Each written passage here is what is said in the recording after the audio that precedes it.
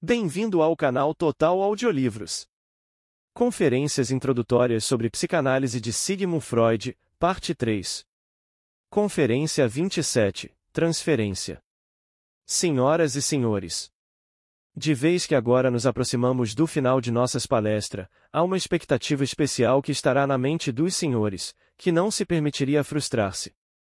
Sem dúvida, os senhores supõem que eu não lhes teria mostrado todos os detalhes do tema da psicanálise apenas para os abandonar, no fim, sem dizer uma palavra sobre terapia, na qual, em última análise, se fundamenta a possibilidade de se exercer a psicanálise.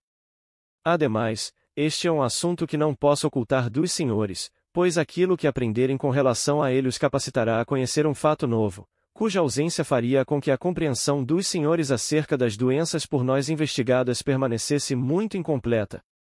Sei que não esperam eu iniciá-los na técnica, com a qual a análise, para fins terapêuticos, haverá de ser efetuada. Os senhores apenas desejam conhecer, de modo muito genérico, o método com que opera o tratamento psicanalítico e, em linhas gerais, o que este realiza. E têm o inquestionável direito de conhecer esse aspecto. Todavia, não o direi aos senhores, mas insistirei em que o descubram por si mesmos. Pensem nisto, senhores. Aprenderam tudo quanto é essencial a respeito dos fatores determinantes do adoecer, bem como todos os fatores que entram em jogo após o paciente haver adoecido. Onde darão estes lugar a alguma influência terapêutica? Em primeiro lugar, existe a disposição hereditária. Desta não falamos com muita frequência, de vez que é enfaticamente ressaltada a partir de outras direções, e não temos nada de novo a dizer a respeito. Não suponham, porém, que a subestimamos, justamente como terapeutas, chegamos a perceber com muita nitidez a sua força. De qualquer modo, nada podemos fazer para modificá-la, também devemos considerá-la algo estabelecido, que põe um limite aos nossos esforços. Depois, existe a influência das experiências do início da infância, às quais costumamos conferir importância na análise, que elas pertencem ao passado e não podemos anulá-las. Vem, a seguir, tudo aquilo que resumimos como frustração real, os infortúnios da vida dos quais se originam a falta de amor, pobreza, dissensões de família, escolha mal feita de um companheiro no casamento, circunstâncias sociais desfavoráveis, e a rigidez dos padrões éticos a cuja pressão o indivíduo está sujeito. Aqui, para dizer a verdade, deveria haver mãos bastante para uma terapia muito diferente, mas isso teria de pertencer ao tipo que o folclore vienense atribuiu ao imperador José, a interferência benévola de um personagem poderoso diante do qual as pessoas se inclinassem e as dificuldades desaparecessem. Mas, quem somos nós, para adotar semelhante benevolência como instrumento de nossa terapia? Pobres como somos, socialmente sem poderes, compelidos a ganhar a vida com nossa atividade médica, não estamos sequer em condições de ampliar nossos esforços até as pessoas sem recursos, como podem fazê-lo, afinal de contas, outros médicos com outros métodos de tratamento. Nosso tratamento consome tempo demasiado e é por demais trabalhoso para que isso se torne possível. Entretanto, talvez os senhores estejam agarrando-se a um dos fatores que mencionei, e acreditam que ali encontram o ponto no qual nossa influência possa ser exercida. Se as restrições da ética, impostas pela sociedade, têm um papel na privação imposta ao paciente, o tratamento pode, afinal, dar-lhe a coragem, ou, quem sabe, a recomendação direta de desprezar essas barreiras e de conseguir sua satisfação e a recuperação de sua saúde, embora, com isso, desista de cumprir um ideal que a sociedade exalta, mas ao qual ela tão raramente adere.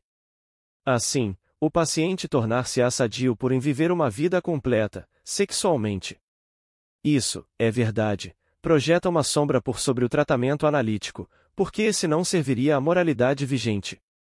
O que ele der ao indivíduo, haverá tirado da comunidade.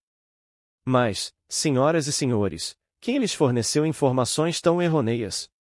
Uma recomendação ao paciente para viver uma vida completa sexualmente por certo não poderia desempenhar um papel no tratamento analítico, no mínimo porque nós próprios declaramos que um persistente conflito se realiza, no paciente, entre o impulso libidinal e a repressão sexual, entre uma tendência sensual e uma tendência ascética. Esse conflito não seria solucionado com ajudarmos uma dessas tendências a triunfar sobre sua opositora. Vemos, na realidade, que nos neuróticos o ascetismo está no poder e a consequência é, justamente, a tendência sexual suprimida a encontrar uma vida através de sintomas. Se, ao contrário, formos assegurar a vitória da sensualidade, então a repressão sexual, que foi posta de lado, necessariamente haverá de ser substituída por sintomas. Nenhuma dessas duas decisões alternativas poderia terminar com o conflito interno. Em qualquer um dos casos, uma parte do conflito ficaria insatisfeita. Há apenas poucos casos nos quais o conflito é tão instável, que um fator desse, com o de o médico tomar partido, possa decidi-lo, e tais casos efetivamente não necessitam do tratamento analítico. Todo aquele em quem o médico poderia exercer tamanha influência, teria encontrado a mesma saída sem o médico. Os senhores precisam estar conscientes de que, se um homem jovem e abstinente se decide em favor de relações sexuais ilícitas, ou se uma esposa insatisfeita procura alívio com outro homem, essas pessoas, via de regra, não aguardaram a permissão de um médico ou, mesmo, de seu analista. Nesse consenso, as pessoas geralmente negligenciam o ponto essencial, de que o conflito patogênico nos neuróticos não deve ser confundido com uma luta normal entre dois impulsos mentais, ambos em mesmo pé de igualdade. Em primeiro lugar, a dissensão se faz entre dois poderes, um deles tendo irrompido até o estádio do que é pré-consciente ou consciente, ao passo que o outro foi mantido reprimido no estádio inconsciente. Por esse motivo, o conflito não pode ser conduzido a um desfecho, os contendores não podem engalfinhar-se mais do que o fariam. Vamos comparar assim, um urso polar e uma baleia. Uma verdadeira decisão só pode ser obtida quando ambos se encontrarem no mesmo chão. Penso que a única tarefa de nossa terapia consiste em tornar isso possível. Ademais disso, posso assegurar-lhes que estão mal informados se supõem que o conselho e a orientação nos assuntos da vida façam parte integral da influência analítica. Pelo contrário, na medida do possível, evitando exercer o papel de menor desse tipo, e tudo o que procuramos levar a efeito é, de preferência, que o paciente venha a tomar as decisões por si mesmo. Também com vistas a esse propósito, exigimos do paciente que adie para o término de seu tratamento quaisquer decisões relativas à escola de uma profissão, encargos de negócios, casamento ou divórcio, e que só as ponha em prática quando o tratamento estiver terminado. Devem admitir que tudo isso é diferente daquilo que imaginavam. Apenas, no caso de algumas pessoas muito jovens ou muito carentes de ajuda, ou instáveis, não conseguimos pôr em prática a desejada limitação de nosso papel. Com elas, temos de combinar as funções de médico e de educador, mas, sendo esta a situação, estamos muito conscientes de nossa responsabilidade e nos conduzimos com a devida cautela. Os senhores, no entanto, não devem, com base em minha veemência em defender-me da acusação de que os neuróticos são encorajados, no tratamento analítico, a viver uma vida plena, os senhores não devem concluir daí que os influenciamos em favor da virtude convencional. Está muito longe de ser este o caso. É verdade que não somos reformadores, mas apenas observadores. Não obstante, não podemos deixar de observar com olho crítico, e constatamos ser impossível tomar o partido da moralidade sexual convencional ou ter em alto apreço a forma pela qual a sociedade procura regulamentar na prática os problemas da vida sexual. Podemos apresentar à sociedade um cálculo aproximado, segundo o qual aquilo que ela descreve como sua moralidade exige um sacrifício que não vale a pena, e seus procedimentos não se baseiam na honestidade e não demonstram sabedoria. Não livramos dessas críticas os ouvidos dos pacientes, habituamo-los a emitir pareceres isentos de preconceitos, tanto sobre assuntos sexuais como sobre outros assuntos, e se, havendo se tornado independentes após completado o tratamento, os pacientes, mediante seu próprio julgamento, decidem por alguma posição intermediária entre viver uma vida livre e uma vida de absoluto ascetismo, sentimos nossa consciência tranquila, seja qual for sua escolha. Dizemos a nós próprios que todo aquele que conseguiu educar-se de modo a se conduzir de acordo com a verdade referente a si mesmo, está permanentemente protegido contra o perigo da imoralidade, conquanto seus padrões de moralidade possam diferir, em determinados aspectos, daqueles vigentes na sociedade. Além disso, devemos ter a cautela de não subestimar a importância do papel que desempenha a questão da abstinência na influência que esta possa exercer nas neuroses. Apenas em uma minoria de casos a situação patogênica da frustração e o subsequente represamento da libido podem chegar a seu fim pelo tipo de relação sexual que se possa obter sem muita dificuldade. Assim, Os senhores não podem explicar o efeito terapêutico da psicanálise por meio da permissão para uma vida sexual completa. Busquem, pois, por algo diferente. Imagino que, enquanto rechaçava essa sugestão dos senhores, um comentário meu colocou-os no caminho certo. Aquilo que empregamos sem dúvida deve ser a substituição do que está inconsciente pelo que é consciente, a tradução daquilo que é inconsciente para o que é consciente. Sim, é isso. Transformando a coisa inconsciente em consciente, suspendemos as repressões, removemos as precondições para a formação dos sintomas, transformamos o conflito patogênico em conflito normal, para o qual deve ser possível, de algum modo, encontrar uma solução.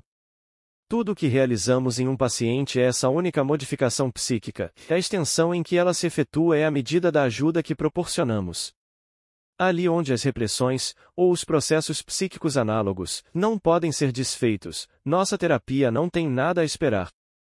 Podemos expressar o objetivo de nossos esforços em diversas fórmulas, de tornar consciente o que é inconsciente, remover as repressões, preencher lacunas da memória, tudo isso corresponde à mesma coisa.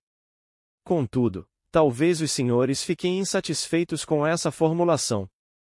Haviam formado um quadro diferente do retorno à saúde de um paciente neurótico, o de que, após submeter-se ao cansativo trabalho da psicanálise, ele se transformaria em outro homem, mas o resultado total, assim parece, é que ele, antes, tem menos coisas inconscientes e mais coisas conscientes do que tinha anteriormente. O fato é que os senhores provavelmente estão subestimando a importância de uma modificação interna dessa ordem. O neurótico realmente curado tornou-se outro homem, embora, no fundo, naturalmente permaneceu o mesmo, ou seja, tornou-se o que se teria tornado na melhor das hipóteses, sob as condições mais favoráveis. Isso, porém, já é muita cosia. Se os senhores passarem a ouvir atentamente tudo o que deve ser feito e que esforços são necessários para levar a cabo essa mudança aparentemente banal na vida mental de um homem, sem dúvida começarão a perceber a importância dessa diferença em níveis psíquicos. Farei uma pequena digressão, para perguntar-lhes se sabem o que significa uma terapia causal. É este o modo como descrevemos um procedimento, que não considera como ponto de ataque os sintomas de uma doença, mas se propõe remover suas causas. Pois bem, é então nosso método analítico uma terapia causal, ou não?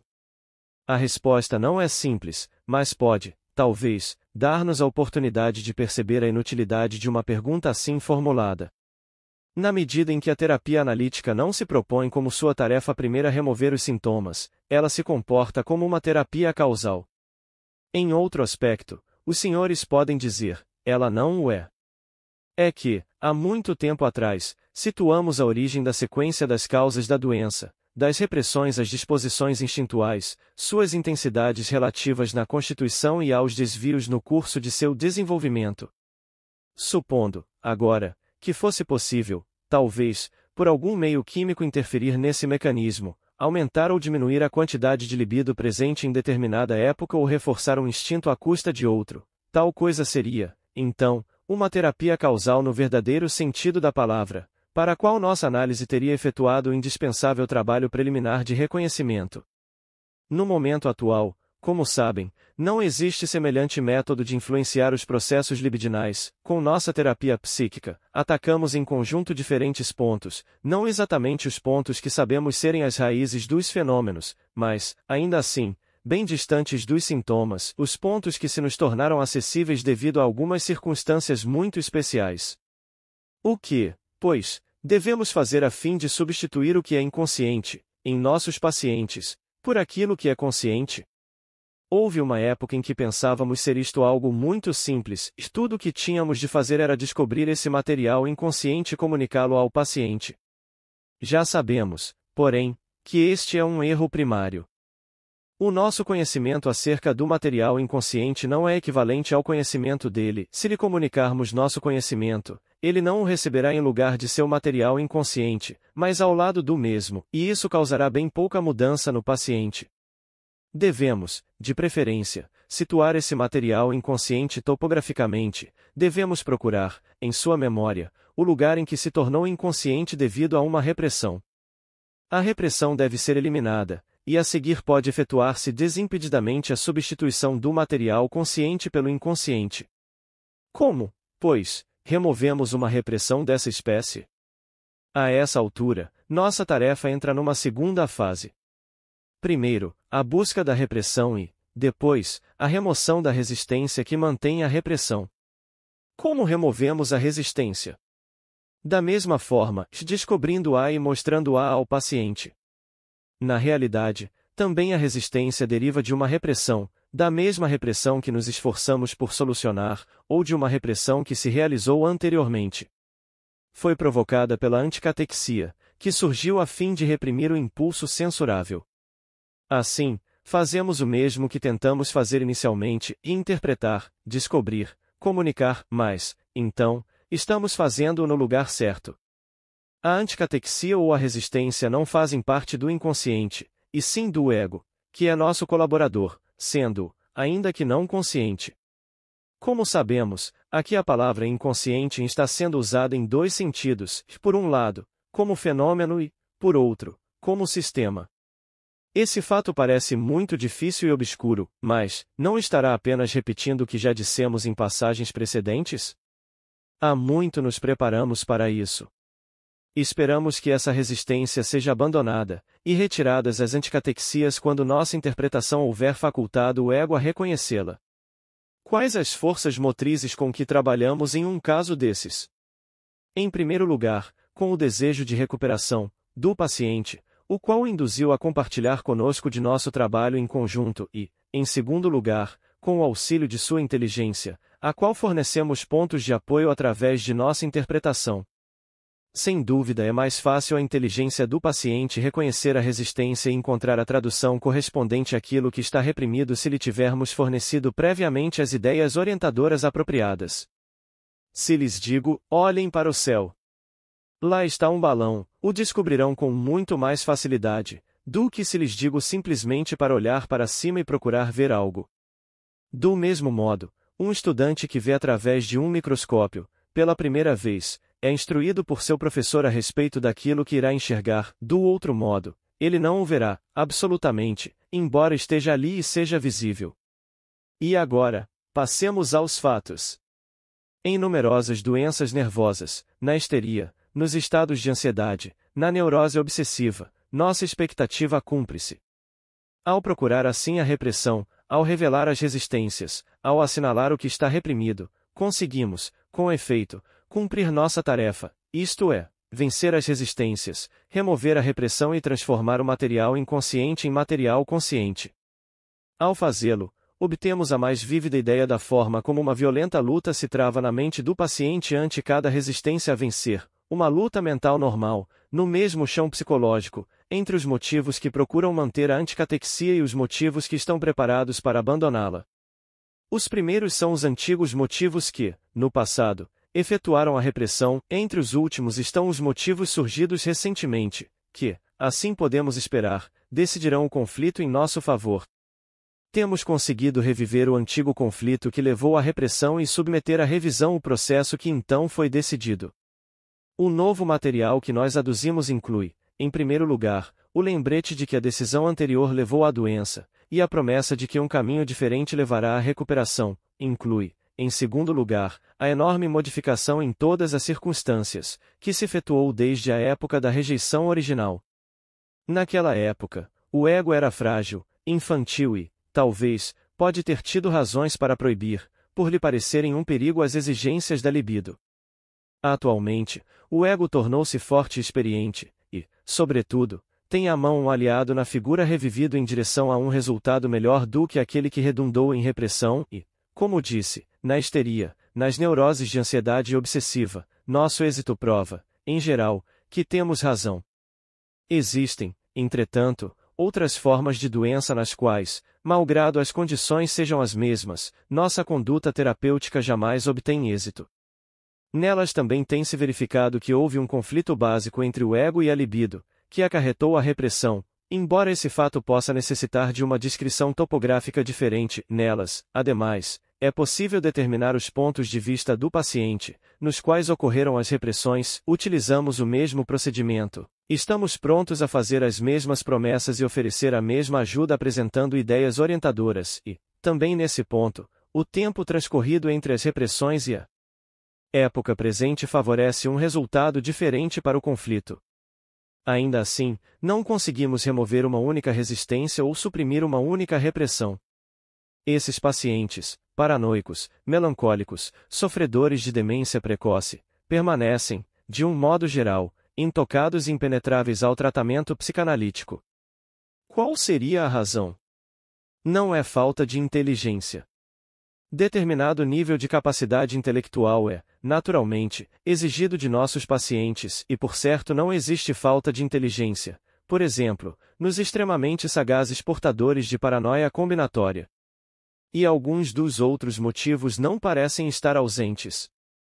Assim, os melancólicos possuem um grau muito elevado da consciência, ausente nos paranoicos, de estarem doentes e de isto constituir o motivo por sofrerem tanto, tal, contudo, não os torna mais acessíveis.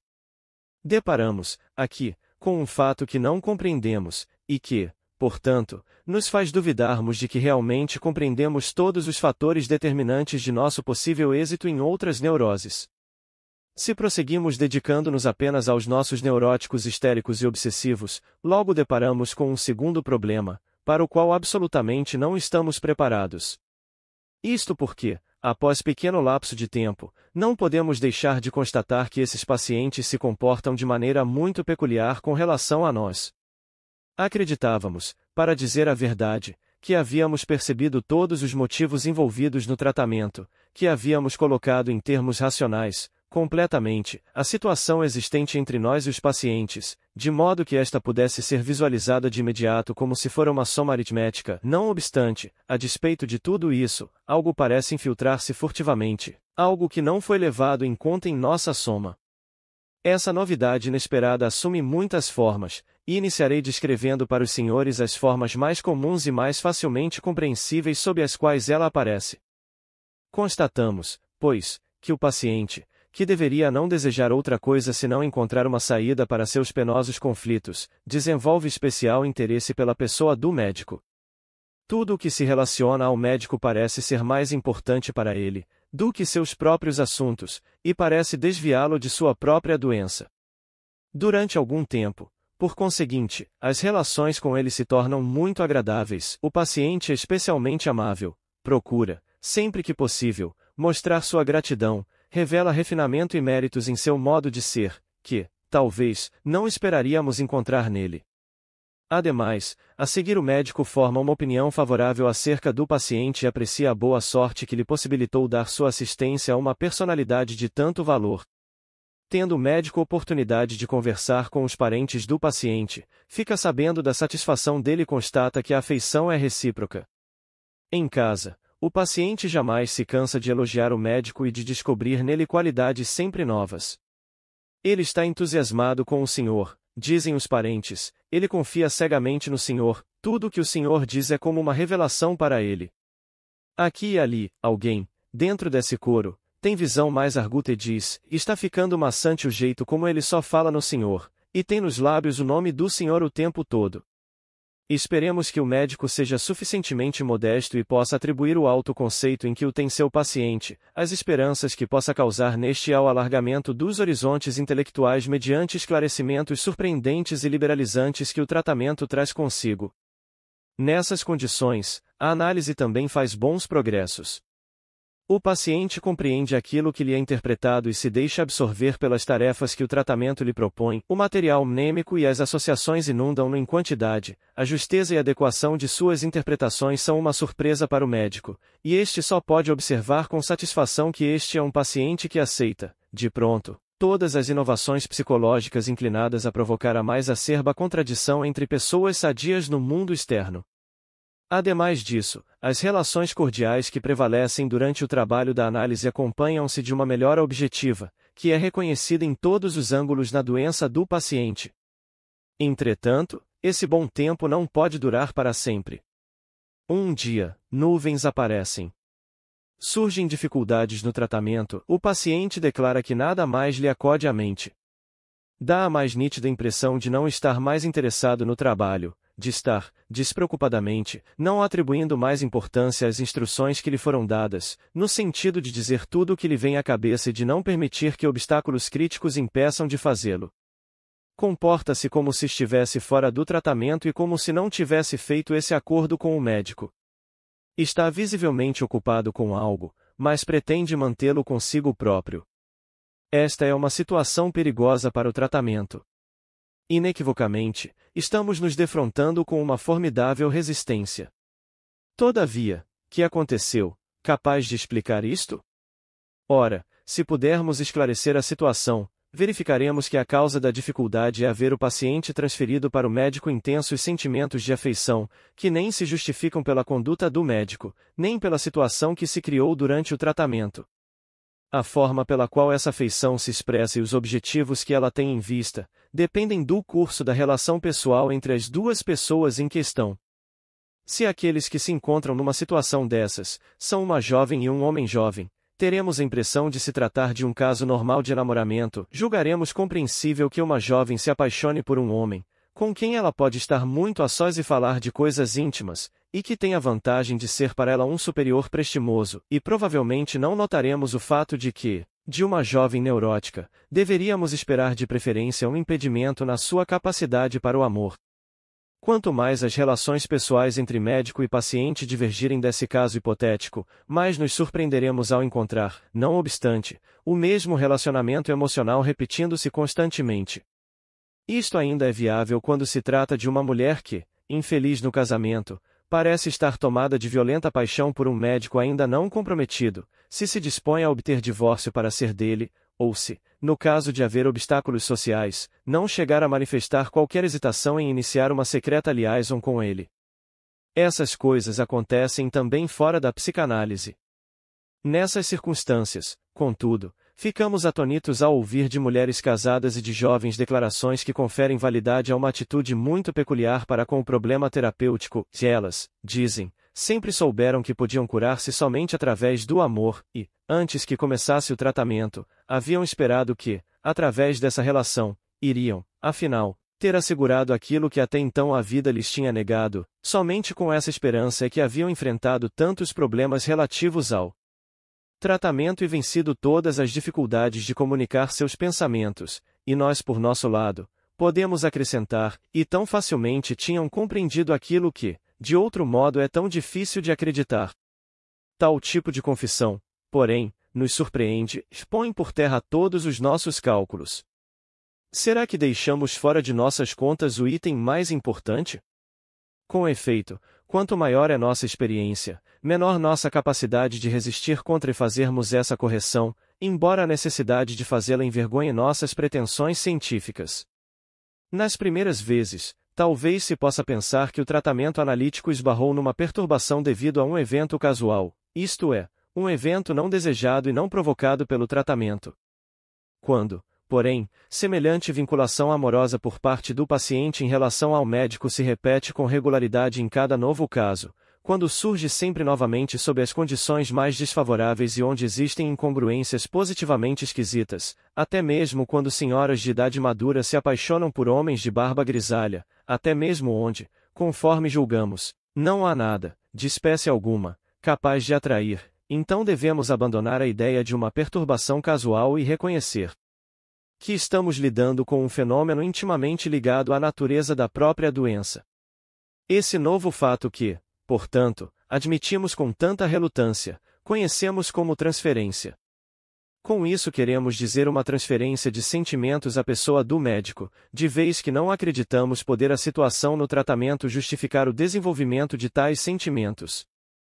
Pelo contrário, suspeitamos que toda a presteza com que esses sentimentos se manifestam deriva de algum outro lugar, que eles já estavam preparados no paciente, com a oportunidade ensejada pelo tratamento analítico, são transferidos para a pessoa do médico.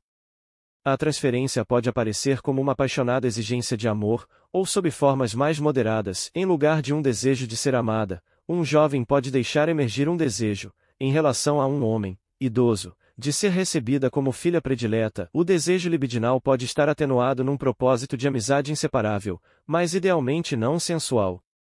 Algumas mulheres conseguem sublimar a transferência e moldá-la até que atinja essa espécie de viabilidade, outras hão de expressá-la em sua forma crua, original e, no geral, impossível. Mas, no fundo, é sempre a mesma, e jamais permite que haja equívoco quanto à sua origem na mesma fonte. Antes de nos perguntarmos onde situar esse novo fato, completarei minha descrição desse quadro. Que acontece com os pacientes masculinos? Com eles poder-se-ia ao menos esperar uma fuga da problemática interferência causada pela diferença de sexo e pela atração sexual. Entretanto, nossa resposta deve ser exatamente a mesma que para o caso de mulheres. Existe a mesma vinculação ao médico, a mesma supervalorização das qualidades deste, a mesma absorção dos seus interesses, o mesmo ciúme de qualquer pessoa mais chegada a ele na vida real. As formas sublimadas de transferência são mais frequentes entre um homem e outro e as exigências sexuais diretas são raras, na medida em que é incomum o homossexualismo manifesto, se comparado com as demais formas em que esses componentes instintuais são empregados. Com seus pacientes masculinos, mais a miúde do que com mulheres, o médico encontra uma forma de expressão da transferência que parece, à primeira vista, contradizer todas as nossas descrições anteriores, uma transferência hostil ou negativa. Devo começar por esclarecer que uma transferência está presente no paciente desde o começo do tratamento e, por algum tempo, é o mais poderoso móvel de seu progresso. Dela não vemos indício algum, e com ela não temos por que nos preocupar enquanto haja favor do trabalho conjunto da análise.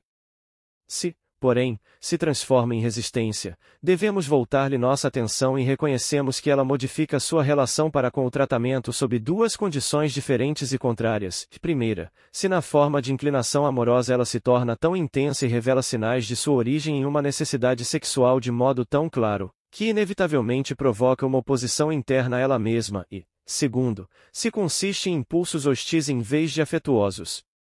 Os sentimentos hostis revelam-se, via de regra, mais tarde do que os sentimentos afetuosos, e se ocultam atrás destes. Sua presença simultânea apresenta um bom quadro da ambivalência emocional dominante na maioria de nossas relações íntimas com outras pessoas. Os sentimentos hostis indicam, tal qual os afetuosos, haver um vínculo afetivo, da mesma forma como o desafio, tanto como a obediência, significa dependência, embora tendo à sua frente um sinal menos em lugar de mais. Não podemos ter dúvidas de que os sentimentos hostis para com o médico merecem ser chamados de intransferência, pois a situação, no tratamento, com muita razão não proporciona qualquer fundamento para sua origem. Essa inevitável visão da transferência negativa nos assegura, portanto, que não estivemos equivocados em nosso julgamento acerca da transferência positiva ou afetuosa.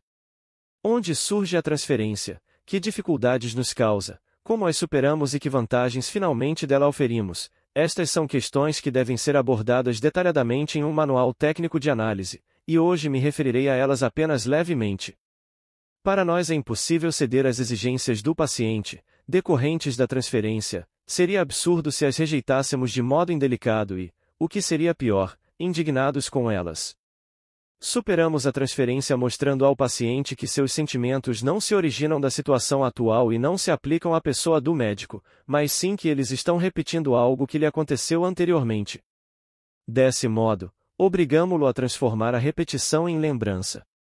Por esse meio, a transferência que, amorosa ou hostil, parecia de qualquer modo constituir a maior ameaça ao tratamento, torna-se seu melhor instrumento, com cujo auxílio os mais secretos compartimentos da vida mental podem ser abertos. Mas gostaria de dizer-lhes algumas palavras para aliviar-lhes a surpresa que tiveram com a emergência desse inesperado fenômeno. Devemos não esquecer que a doença do paciente, que aceitamos para analisar, não é algo acabado e tornado rígido, mas algo que ainda está crescendo e evoluindo como um organismo vivo. O início do tratamento não põe um fim a essa evolução, quando, porém, o tratamento logra o domínio sobre o paciente, ocorre a totalidade da produção de sua doença concentrar-se em um único ponto, sua relação com o médico. Assim, a transferência pode ser comparada à camada do câmbio de uma árvore, entre a madeira e a casca, a partir do qual deriva a nova formação de tecidos e o aumento da circunferência do tronco. Quando a transferência atingiu esse grau de importância, o trabalho com as recordações do paciente retira-se bem para o fundo da cena.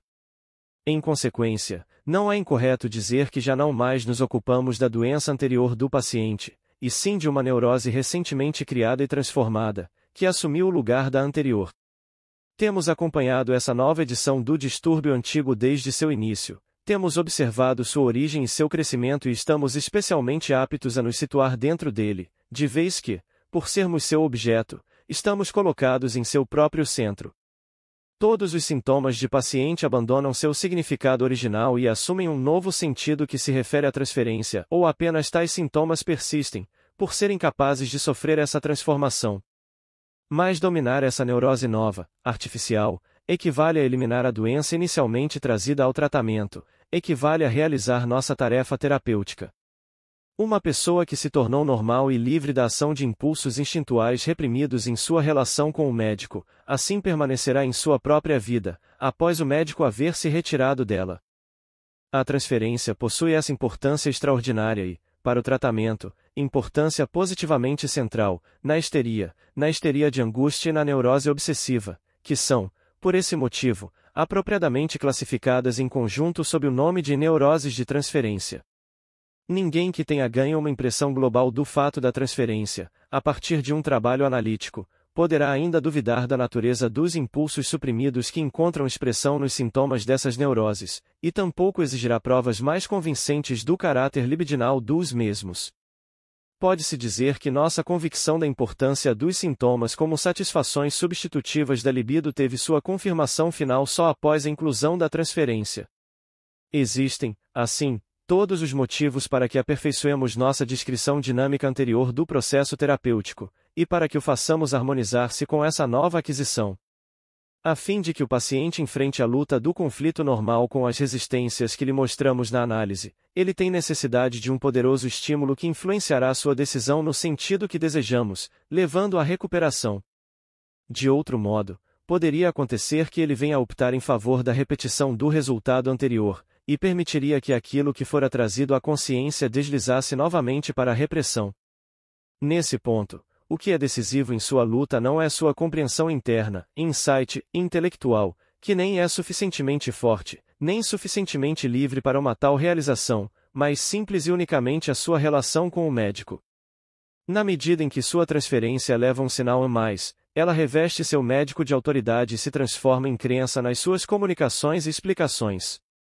Na ausência de tal transferência, ou se a transferência fosse negativa, o paciente jamais daria sequer ouvidos ao médico e a seus argumentos. Aqui sua crença está repetindo a história do seu próprio desenvolvimento, é um derivado do amor e, no princípio, não precisa de argumentos.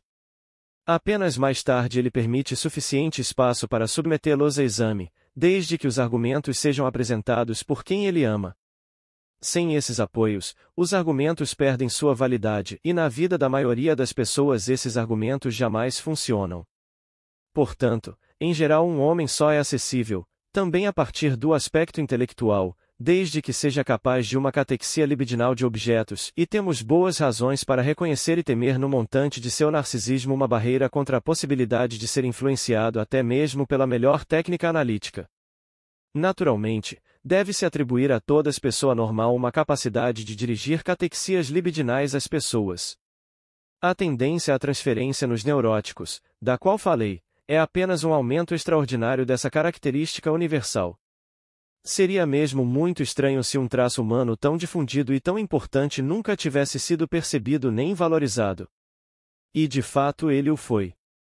Bernheim, que tinha um olho infalível, baseou sua teoria dos fenômenos hipnóticos na tese segundo a qual toda pessoa, de alguma forma, é insugestionável. Sua sugestionabilidade não era senão a tendência à transferência, concebida um tanto estreitamente, por não incluir a transferência negativa. Mas Bernheim jamais pôde dizer o que era realmente a sugestão e como ela surgia. Para ele, tratava-se de um fato fundamental, cuja origem não conseguia esclarecer. Ele não sabia que sua sugestibilidade independia da sexualidade, da atividade da libido. E devemos dar-nos conta de que, em nossa técnica, abandonamos a hipnose apenas para redescobrir as sugestões na forma de transferência. Aqui faço uma pausa, e deixarei que tomem a palavra, pois vejo uma objeção agitando-se nos senhores com tanta veemência, que os tornaria incapazes de ouvir se não a expressassem em palavras.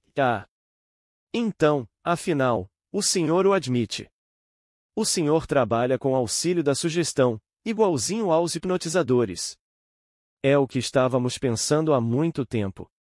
Mas, então, por que o caminho indireto das recordações do passado, a descoberta do inconsciente, a interpretação e a tradução retrospectiva das distorções, esse imenso dispêndio de trabalho, de tempo e de dinheiro, quando a única coisa eficaz, no final das contas, é apenas a sugestão? Por que o Senhor não faz sugestões diretas contra os sintomas, como fazem os outros, honestos hipnotizadores? Além dos mais, se o Senhor procura desculpar-se por seu longo rodeio usando por motivo o fato de o Senhor ter realizado diversas descobertas psicológicas importantes que são ocultas pela sugestão direta, qual a certeza, agora, dessas descobertas? Não são elas resultado de sugestão, também, de sugestão não intencional? Não é possível que o Senhor esteja impondo ao paciente o que o Senhor quer e o que parece correto para o Senhor, também nessa área? O que os senhores me estão apresentando é extraordinariamente interessante e deve ser respondido. Contudo, não posso fazê-lo hoje, falta-nos tempo. Portanto, até nosso próximo encontro. Responder-lhe-ei, os senhores verão. Hoje, porém, devo finalizar o que comecei.